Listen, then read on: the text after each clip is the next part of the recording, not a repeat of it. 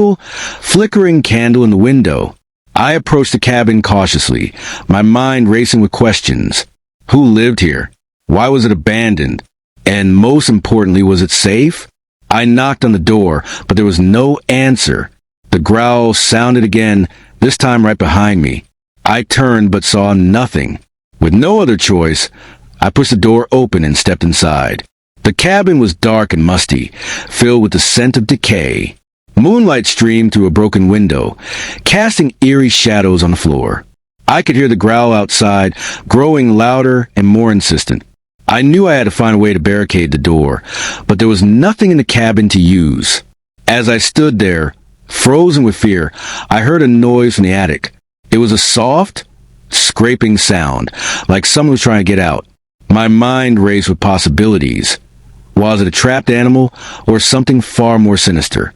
The growl outside grew louder, and I knew I had to make a decision. I grabbed a broken chair and wedged it under the door handle, hoping it would hold. Just then, the attic door creaked open, and I saw a pair of glowing eyes staring down at me. My heart stopped. I couldn't move, couldn't breathe. The eyes belonged to a massive feral dog, its fur matted and eyes wild with hunger. It snarled, baring its teeth, and I knew I was in grave danger.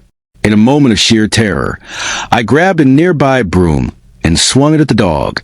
It yelped and retreated, but I knew it wouldn't stay gone for long. I had to find a way out. I glanced around the cabin, my eyes falling on a small, boarded-up window. It was my only chance.